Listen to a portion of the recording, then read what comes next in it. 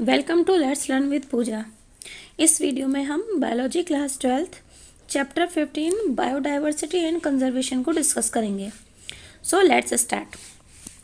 If an alien from a distant galaxy were to visit our planet earth, the first thing that would amaze and baffle him would most probably be the enormous diversity of life that he would encounter। तो देखिए इस line का मतलब समझते हैं कि वो कह रहे हैं कि अगर कोई दूसरी गैलेक्सी से, दूर गैलेक्सी से कोई अनजाना, कोई दूसरा कोई इंडिविजुअल आता है हमारे प्लेनेट पे, अर्थ पे, तो जो सबसे पहली चीज़ होगी जो उसे अमेज कर देगी, चकित कर देगी या उसको चकरा देगी। बैफल का मतलब होता है चकरा देना, अचंभित कर देना। तो वो मोस्ट प्रोबेबली वो क्या होगी? वो होगी हमारे यहाँ मौजूद क्या enormous diversity of life. Enormous का मतलब होता है बहुत ज़्यादा, कि लाइफ की डाइवर्सिटी है। डाइवर्सिटी ऑफ लाइफ, लाइफ यानी लिविंग ऑर्गेनिज्म, कि लिविंग ऑर्गेनिज्म में विभिन्नता है जिसे वो फेस करेगा, that he would encounter. Clear?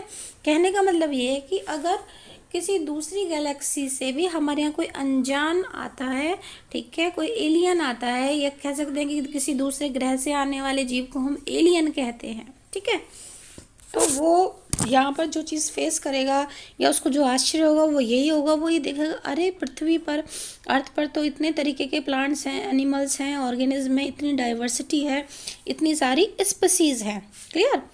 चलिए, इवन फॉर ह्यूमन्स, यहाँ तक कि ह्यूमन्स के लिए भी, मानव के लिए भी, the rich variety of living organisms with which they share this planet never cease to astonish and fascinating us. ठीक है, यहाँ तक कि खुद ह्यूमन के लिए भी, जिसके साथ एक rich variety of living organism होती है, यानी हमारे आसपास बहुत सारे तरीके के प्लांट्स हैं, एनिमल्स हैं, ठीक है, जिनके साथ हम ये प्लेनेट को शेयर कर रहे हैं, तो हमें भी मतलब आश्चर्यचकित होने से ये चीज़ नहीं रोक सकती है कि हम अपने चारों तरफ इतने सारे तरीके की डाइवर्सिटी देखते हैं।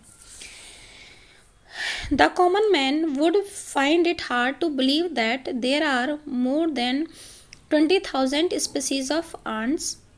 कि जो कॉमन मैन है उसके लिए तो ये बिलीव कर पाना एक तरीके से मुश्किल ही होगा कि भाई जो चींटियाँ होती हैं, चींटियों की कितनी स्पीसीज़ हैं? More than 20,000। देखिए, हमने अपनी नॉर्मल लाइफ में कितनी तरीके की चींटियाँ देखी हैं। लाल देखी है और काली देखी है ना, कुछ पंखों वाली चींटियाँ भी देखी हैं। तो लेकिन अब आप सोचिए कितनी 20,000 स्पीसीज़ जो कि हमने देखी भी नहीं है।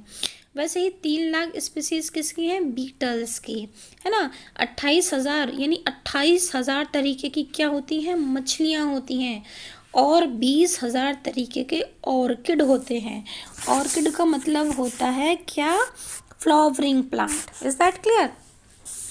तो यहाँ से अब हम आगे बढ़ते हैं थोड़ा सा, तो होपफुली ये लाइन आपको अच्छे से समझ में आ गई होगी। इकोलॉजिस्ट एंड इवोल्यूशनरी बायोलॉजिस्ट, जो इकोलॉजिस्ट होते हैं और जो इवोल्यूशनरी बायोलॉजिस्ट होते हैं, ठीक है, वो क्या कर रहे हैं? जो पारिस्थितिकी का जो वैज्ञानिक होते हैं या जो इवोल्यूशन से रिलेटेड जो साइंटिस्ट हैं, वो have been trying to understand the significance of such diversity by asking important questions.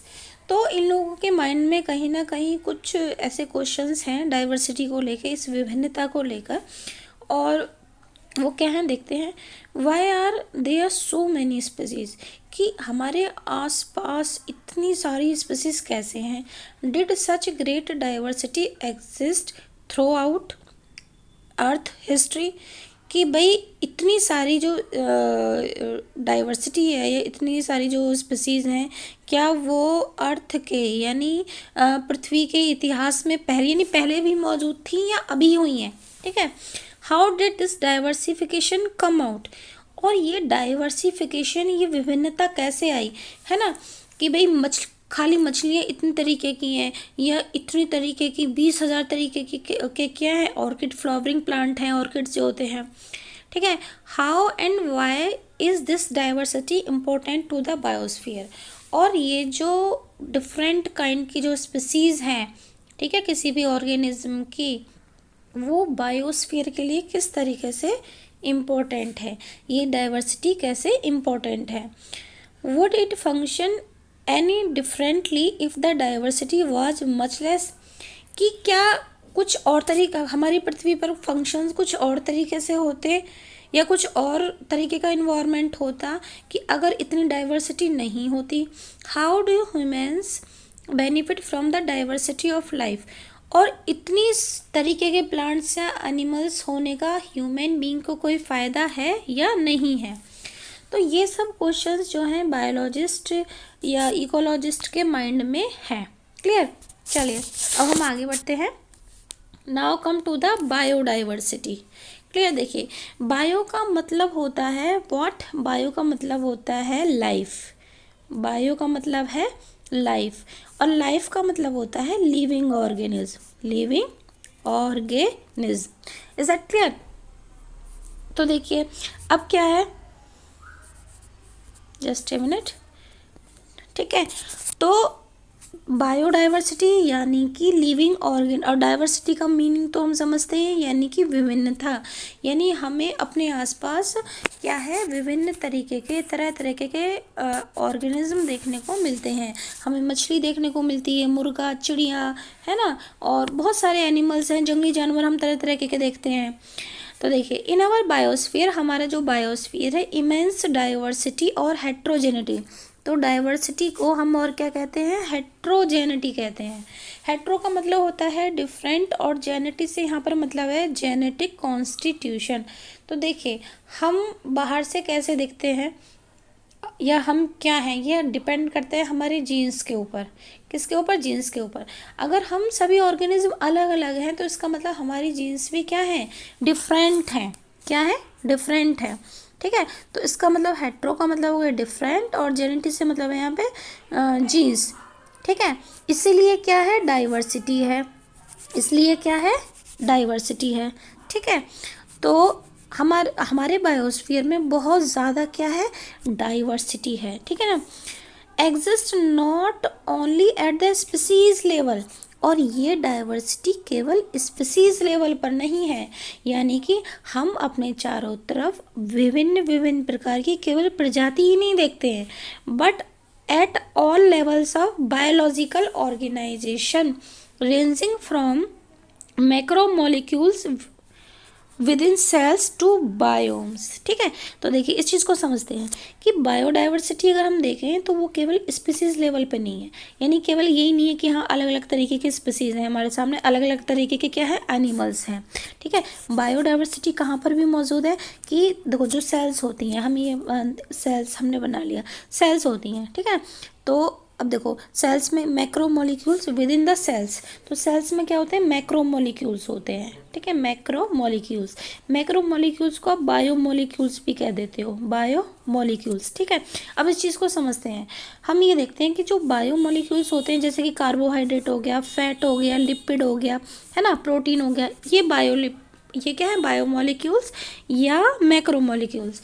तो हम ये पाएंगे कि जो अलग अलग ऑर्गेनिज्म होते हैं उनमें कुछ ऐसे पर्टिकुलर बायोमोलिक्यूल्स होते हैं जो कि डिफरेंट उससे पाए जाते हैं। देखिए कैसे, फॉर एग्जांपल एक चीज़ और मैं बताना चाहूँगी कि यहाँ पर जो बायोमोलिक्यूल्स होते हैं वो किसका निर्माण करते हैं, वो निर्माण करते हैं सेल ऑर्गेनेल्स का।